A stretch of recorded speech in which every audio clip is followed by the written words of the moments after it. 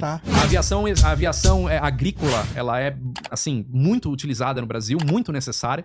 Apesar de muita gente achar que só joga defensivos na plantação, tá poluindo, tá, não é só isso, estão semeando também. Claro, tem um monte de coisa que se faz, né, jogando... embora a aviação comercial não esteja lá mil maravilhas ainda, mas digamos que a produção, a fabricação de aeronaves tá voando no Brasil, né? Olha, o que a tem Embraer... de funkeiro, cantor sertanejo, empresário e até influencer tendo um avião, né? O Gustavo Lima tá aí, né, não? Sim, de fato, a venda de aviões executivos, assim, cresceu no Brasil, tem uma demanda bem grande.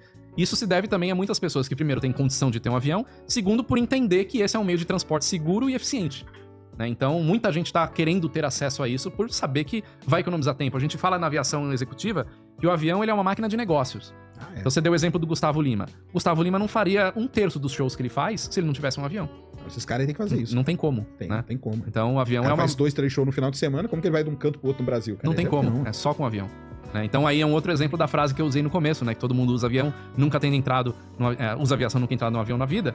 Gustavo Lima, você que é de uma cidade do interior, fã do Gustavo Lima ou qualquer outro cantor sertanejo, e assistiu um show na sua cidade... Só assistiu por causa da aviação. porque um avião levou tudo pra lá. Por causa da aviação. Não, é isso mesmo. Mas qual o tamanho vamos supor, do Gustavo Lima perante um comercial? Não, a aviação executiva ela é bem diferente da aviação comercial em termos de tamanho, né? O que a gente considera um avião de grande porte na aviação executiva seria um avião de pequeno porte na aviação comercial. Obviamente, todos os fabricantes, Embraer, Boeing e Airbus, também têm a opção de você comprar um avião que é usado para aviação comercial para uso próprio. Se você quiser comprar um A380 e transformar num avião VIP, isso é possível, tanto é que existe, né? Tem um sheik, não sei da onde, lá das Arábias, que tem uma brincadeira dessa daí. Só que aí vai o quanto o seu bolso aguenta. Entendi. Né? No Brasil, existe só um avião Boeing Business Jet, que é um Boeing 737, para aviação executiva, que é o do Safra, que fica engarado lá no aeroporto de Guarulhos. É o único avião de porte de avião comercial, né? Que serve pra executiva. Nos Estados Unidos já tem muito, lá no Oriente Médio, então nem se fala. Você tá falando do Edmundo Safra? O dono do Safra lá, Sei. do Banco Safra, né? Sei. Não sei quem tá usando agora, porque o cara morreu. É a mulher, né? É a mulher agora. A mulher dele é herdeira. Tá lá. Então, mas é da época dele, então? Da época dele. Sim, da época dele. Porque o Edmundo Safra morreu faz muito tempo, não. Não, foi recente. Não, mas o problema disso aí é o que? A manutenção? Manutenção, custo operacional como um todo, consumo de combustível, aí a brincadeira é pesada. Uhum. Não, mas eu tava lembrando, o Luan Santana tem um jato? Tem, ele tem um Lear 45 ou 35. Acho que é 40, eu já vi o avião dele. Já viu? A gente brinca até que parece o tênis Mizuno, né? Ele é todo desenhado assim, parece um... Que legal. O pessoal normalmente colocava a inicial do nome, né? Colocava a inicial, tipo, se fosse... O do Luan Santana era pra ter um L gigante lá. O que eu vi é um cinza com umas faixas amarelas, assim. É legal. Muito empresário do agro tem... Isso, no agro, eu vi um desses. No agro é muito utilizado o avião também. Tem empresário que utiliza aviões pra conseguir ver a área da fazenda. Porque, de outra forma, o cara não consegue ver, né, o que ele tem. Mas aí no agro, os drones... Na parte de pulverização, por exemplo. Os drones estão tomando conta, né, cara? Ainda não estão tomando conta, mas é uma tendência. Sim. Tá. A aviação agrícola, ela é, assim, muito utilizada no Brasil, muito necessária.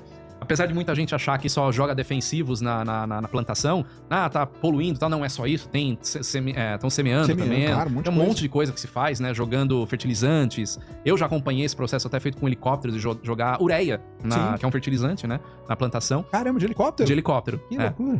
E o helicóptero ele consegue trabalhar em plantações, em culturas mais acidentadas, assim, em montanhas que um avião agrícola não conseguiria, né? Verdade. Então e os drones estão atuando principalmente nessa área também. Porque os drones ainda, drones pequenos, eles não conseguem atingir grandes áreas que um avião consegue fazer mais rapidamente. Sim. Mas aí é uma questão de tempo também. Como né? naquela Space BR Show. Sim. Que é a famosa ex-drone show, né? Você conhece, né? Conheço, eu fui no ano passado. Cara, tem cada drone ali que eu vou te falar, cara. Tem uns drones gigantescos, cara. Para avião. É porque a gente fala drone, parece que é o dronezinho da DJI que você tem em casa, né? Não. Tem cada drone nada mais é do que uma aeronave não tripulada. É isso mesmo. Então... Cara, mas tem uns ali que são gigantescos, desses de fertilização. Tem. Carrega e os grandes muita coisa. aí, os caras estão usando. E não só pra isso, eles estão colocando... Uma coisa que eu vi na Space BR Show, um trabalho muito legal que um cara fez, foi o seguinte. Ele colocou um sensor no drone e aí ele fica voando. Ele tem, sei lá, 30 mil cabeças de gado. Morre um boi lá, ele nunca vai saber. E aquele boi que morreu, ele espalha doença pros outros. E aí com o drone, ele colocou um sensor pra detectar isso. Então ele fica voando... Só monitorando, cara, é sensacional. Isso daí pra operação do fazendeiro ali, de quem tem esse tipo de negócio, você melhora a eficiência do negócio. De tudo, né? A família da minha mulher tem uma fazenda pequena lá no interior de Santa Catarina, e eles têm algumas plantações pequenas, galinha e tal, e tem 3 gados. Cara, eu vi com 3 o trabalho que é. Imagina esse cara Imagina monte, o cara né? que tem milhares Espalhados, né? Aí o bicho pega aquela bicheira lá, começa a dar... Meu, é um trabalho que eu falei, cara, com 3. Então tem que ter tecnologia envolvida, e hoje o agro é o que puxa muito isso também, né? O agro puxa porque, querendo ou não, é o motor do Brasil, né? É o motor do Brasil. É o que sobrou do setor produtivo do Brasil, é isso aí. Exatamente. É um setor que vende a matéria-prima, mas o Brasil precisa investir na parte tecnológica para produzir, né? Você manufaturar essa matéria-prima, né? Aquela história. E pousar nas fazendas aí, como que é? Você já pousou? Eu já pousei em lugar no meio da Amazônia. E assim, não eu como piloto, né? Eu tava a bordo só da aeronave, um Cessna 206. E o cara, a gente vai pousar ali, aonde? Ali, aonde? Quando você vê, você tá no meio da grama, né? Já pousei em alguns lugares ali meio complicados. Mas assim, as fazendas hoje, principalmente essas fazendas grandes do agro, tem estrutura. Os caras têm estrutura grande pra operar. E os caras gostam também, né, de uma ostentada, vamos falar a verdade. Sim. Os caras, tudo pra eles é na base dos milhões, então por que não gastar uns milhões não? Aquele aeroporto ali, o Catarina, tá sendo muito usado? Muito. É mesmo, Tem uma cara? história interessante do Catarina, cara, que eu sou sócio hoje de um dos donos do Catarina, né? Ah, é? Em outros negócios. Tá. Não sou sócio do Catarina, mas em outros negócios, inclusive o transplantar que eu falei no começo. Entendi. E ele me conta essa história, que quando eles fizeram um sobrevoo da área, Certo. que era pra fazer o Catarina, ele tava com o presidente de uma grande fabricante de aviões executivos, e ele falou, o cara me olhava com uma cara de dó, assim, o que esse maluco vai fazer aqui, né? Bom, o final da história é que o Catarina, depois de alguns anos, cresceu demais, tá se tornando um dos principais aeroportos da região para jato executivo. Caramba, cara. Vários centros de manutenção que estavam em Sorocaba, que estavam no Campo de Marte, que estavam em outros lugares, pra lá. já estão lá. E eles recebem os aviões mais top, inclusive o Elon Musk, Isso quando que eu ia veio pra cá, falar. desceu lá. Pra quem não sabe, Catarina, aqui em São Paulo tem uma rodovia chamada Castelo Branco. E tem um outlet aqui chamado Catarina, né? E meio que na frente dele, do outro lado, é esse aeroporto que ficou famoso quando o Elon Musk do Elon pousou Musk, ali, exatamente. né? E lá virou É um aeroporto privado. É um aeroporto privado para jatos executivos, para aviões executivos, né?